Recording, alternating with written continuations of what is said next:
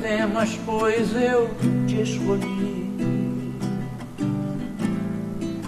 Eu sei que é difícil, mas confia em mim. Confia em mim e então tu verás o meu poder. E a vocação, Paulo? Não está faltando vocacionado? Porque assim, a questão do ensino, né, da fé, do acreditar no que se canta, passa também pela questão da expressão de Deus, né, do chamado do obreiro, que se sente vocacionado por Deus para estar ali cantando, tocando, compondo. Você não acha que tem muito deslumbramento com a música, né? A atração está muito na técnica, no instrumento, ou até na exposição que a música dá, e não tanto assim pela questão vocacional?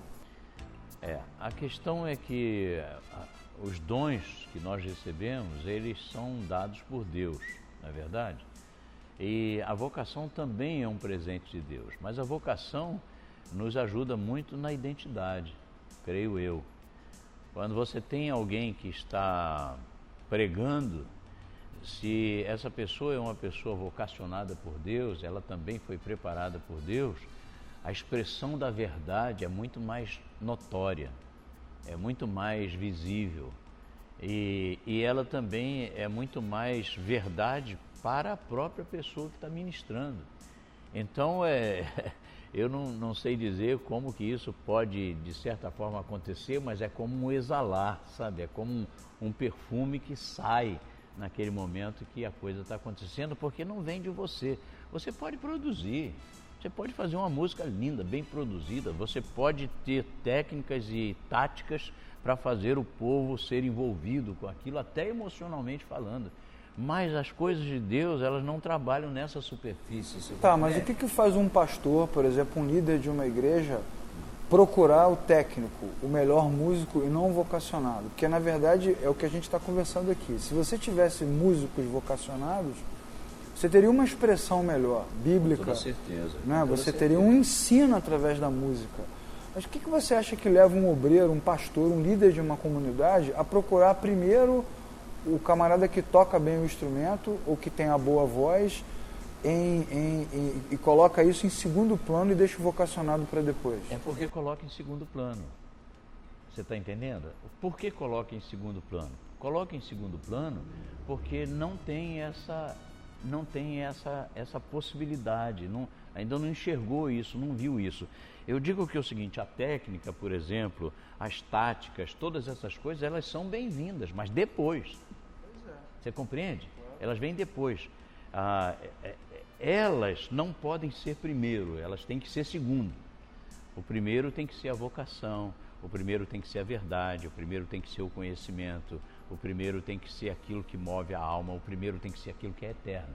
Depois aí vem o jeito de chegar, o jeito de expressar, e tudo isso tem a ver com a técnica, e que não são dispensáveis, não são dispensáveis. Mas em segundo lugar. Pois é, acho que um pouco da sua estrada, né, como músico, como obreiro, mostra um pouco disso. Você está o tempo todo procurando adequar a banda, né, preparar as músicas, aperfeiçoar a técnica.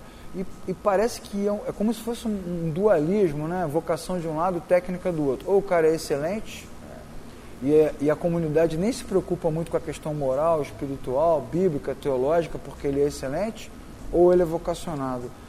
Você teve essa dificuldade quando você tinha que montar a banda, preparar o grupo, toda essa estrada, você teve essa dificuldade sempre, mais antes, mais agora, sempre do mesmo jeito, de associar o vocacionado com música? Com toda certeza, com toda certeza.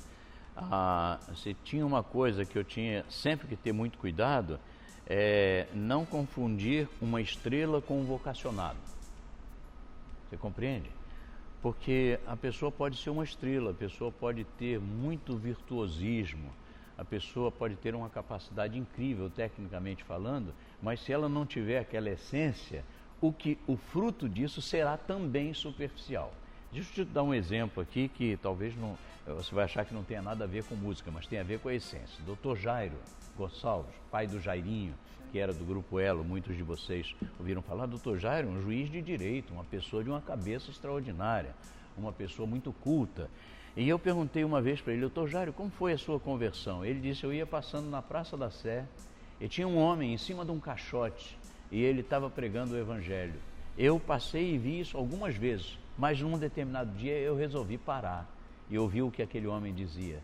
E Dr. Jairo Gonçalves foi convertido através do uso daquele homem em cima daquele caixote. Eu fico pensando assim, a essência faz isso. Aquilo que não é essência precisa do virtuosismo para mexer no superficial. Veja só, precisa do virtuosismo para mexer no superficial. O que fará para mexer na alma? Para mexer na alma, só a essência. Só Deus, né? Só Deus, só a essência.